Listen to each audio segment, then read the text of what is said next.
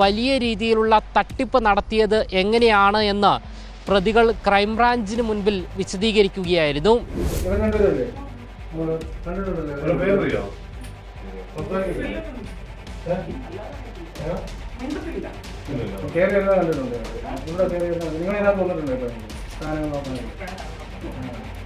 ദിയുടെ ആഭരണ ഷോപ്പിൽ നിന്നും 69 ലക്ഷം രൂപ ജീവനക്കാർ തട്ടിയെടുത്തു എന്നായിരുന്നു കേസ്.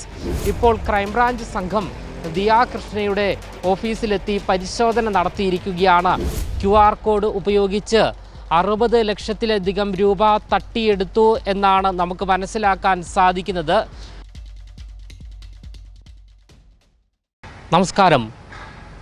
ദിയ കൃഷ്ണയുടെ OBY എന്ന സ്ഥാപനത്തിൽ സാമ്പത്തിക ക്രമക്കേട് നടത്തിയ സംഭവത്തിലെ പ്രതികളായ രാധാകുമാരി, വിനീത എന്നിവരെ ക്രൈംബ്രാഞ്ച് സംഘം ഈ സ്ഥാപനത്തിലെത്തി തെളിവെടുപ്പ് നടത്തി. എന്തായാലും മാസങ്ങൾ നീണ്ട തട്ടിപ്പാണ് ഈ പ്രതികൾ നടത്തിയിരിക്കുന്നത്. QR കോഡ് ഉപയോഗിച്ച് 60 ലക്ഷത്തിലധികം രൂപ തട്ടിയെടുത്തു എന്നാണ് നമുക്ക് മനസ്സിലാക്കാൻ സാധിക്കുന്നത്. എന്തായാലും QR കോഡ് ഉപയോഗിച്ച് ഇത്തരത്തിൽ വലിയ രീതിയിലുള്ള തട്ടിപ്പ് നടത്തിയത് എങ്ങനെയാണ് എന്ന് പ്രതികൾ ക്രൈംബ്രാഞ്ചിന് മുൻപിൽ വിശദീകരിക്കുകയായിരുന്നു. ഈ വിശദീകരണം കേട്ട് ക്രൈംബ്രാഞ്ച് പോലും ഞെട്ടിത്തരിക്കുകയാണ് ഉണ്ടായത്.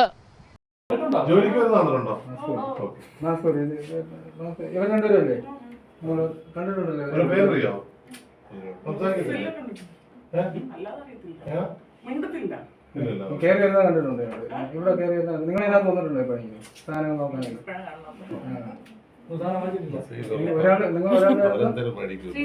ഒരാള് ശ്രീകുട്ടിയാണ്. ശരി ശരി ശരി. ഫോൺ നമ്പർ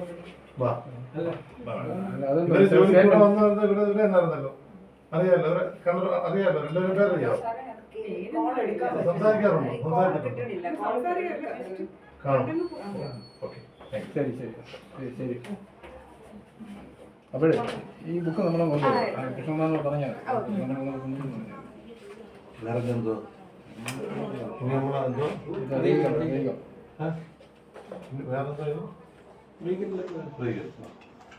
തട്ടിപ്പ് നടത്തി സ്വന്തമാക്കിയ ലക്ഷക്കണക്കിന് രൂപ നിക്ഷേപിച്ച വലിയതുറ ബാങ്കിലും ക്രൈംബ്രാഞ്ച് സംഘം പരിശോധന നടത്തും എന്നാണ് സൂചന. കഴിഞ്ഞ ദിവസമാണ് ദിയ കൃഷ്ണയുടെ സ്ഥാപനത്തിലെ 69 ലക്ഷം രൂപ തട്ടിയെടുത്ത കേസിൽ പ്രതികളായ മുൻ ജീവനക്കാർ കീഴടങ്ങിയത്. വിനീത, രാധു എന്നിവർ ജില്ലാ ക്രൈംബ്രാഞ്ച് ഓഫീസിൽ കീഴടങ്ങുകയായിരുന്നു. ഹൈക്കോടതി പ്രതികളുടെ ജാമ്യാപേക്ഷ തള്ളിയ സാഹചര്യത്തിലാണ് കീഴടങ്ങൽ എന്നാണ് സൂചന. ദിയുടെ ആഭരണ ഷോപ്പിൽ നിന്നും 69 ലക്ഷം രൂപ ജീവനക്കാർ തട്ടിയെടുത്തു എന്നായിരുന്നു കേസ്. ദിയ ഗർഭിണിയായ ശേഷം കടയിലെ കാര്യങ്ങൾ നോക്കി നടത്തിയിരുന്നത് ജീവനക്കാരികളാണ്. സാധനങ്ങൾ വാങ്ങുന്നവരിൽ നിന്നും പണം ജീവനക്കാരികൾ അവരുടെ അക്കൗണ്ട് QR കോഡ് ഉപയോഗിച്ച് സ്വീകരിച്ചു എന്നായിരുന്നു പരാതി. ഇത് ശരിവയ്ക്കുന്ന തരത്തിലായിരുന്നു 3 ജീവനക്കാരികളുടെയും ബാങ്ക് സ്റ്റേറ്റ്മെൻറ്റുകൾ. 3 ജീവനക്കാരികൾക്ക് എതിരെയായിരുന്നു ദിയുടെ പരാതി ഉണ്ടായിരുന്നത്. എന്നാൽ 2 പേർ മാത്രമാണ് കോടതിയെ സമീപിച്ചിരുന്നത്. കേസിൽ ജീവനക്കാരെ വിശദമായി ചോദ്യം ചെയ്യേണ്ടതുണ്ട് എന്ന് പോലീസ് കോടതിയെ അറിയിച്ചിരുന്നു.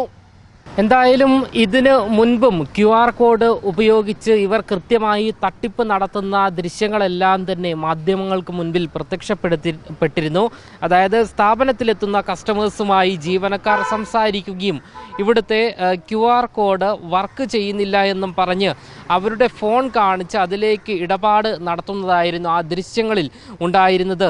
ഇതിൻ്റെ വീഡിയോ ദൃശ്യങ്ങൾ കൈവശമുണ്ട് എന്ന് കൃഷ്ണകുമാറും അന്ന് പറഞ്ഞിരുന്നു. അതിനുശേഷമാണ് ഈ ദൃശ്യങ്ങളെല്ലാം തന്നെ പുറത്തു വന്നത്. ഈ തെളിവുകളെല്ലാം പോലീസിന് കൈമാറി എന്ന് കൃഷ്ണകുമാർ വ്യക്തമാക്കുകയും ചെയ്തിരുന്നു.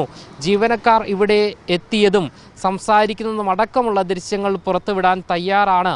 മുഖ്യമന്ത്രിയുടെ ഓഫീസിൽ നിന്ന് ശക്തമായ നടപടി ഉണ്ടാകും, ന്യായം നമ്മുടെ ഭാഗത്താണ് എന്നും കൃഷ്ണകുമാർ വ്യക്തമാക്കിയിരുന്നു. എന്തായാലും ഇപ്പോൾ ക്രൈംബ്രാഞ്ച് സംഘം ദിയ കൃഷ്ണയുടെ ഓഫീസിലെത്തി പരിശോധന നടത്തിയിരിക്കുകയാണ്. ഈ പരിശോധനയിൽ ഏകദേശം 69 ലക്ഷം രൂപ ഈ രണ്ട് പ്രതികൾ എങ്ങനെയാണ് തട്ടിയെടുത്തത് എന്ന് വിശദീകരിച്ചിരിക്കുകയാണ്. വരും ദിവസങ്ങളിലും അതായത് ഈ 69 ലക്ഷം രൂപയല്ല, ഇതിലും കൂടുതൽ ഉണ്ടായേക്കാം എന്നുള്ള സൂചനകളെല്ലാം തന്നെ പുറത്തു വരുന്നുണ്ട്. എത്ര രൂപയായിരിക്കും ഈ ദിയാകൃഷ്ണയുടെ സ്ഥാപനത്തിൽ നിന്നും തട്ടിയെടുത്തത് എന്നുള്ള കൃത്യമായുള്ള വിവരങ്ങൾ വരും ദിവസങ്ങളിൽ ഈ ക്രൈംബ്രാഞ്ച് സംഘത്തിൻ്റെ പരിശോധനയിലൂടെ അന്വേഷണത്തിലൂടെ വ്യക്തമാകുമെന്നാണ് നമുക്ക് മനസ്സിലാക്കാൻ സാധിക്കുന്നത്. ക്യാമറമാൻ അഖിൽ അശോകിനൊപ്പം അമൽ രുദ്ര, മറുനാടൻ മലയാളി, തിരുവനന്തപുരം.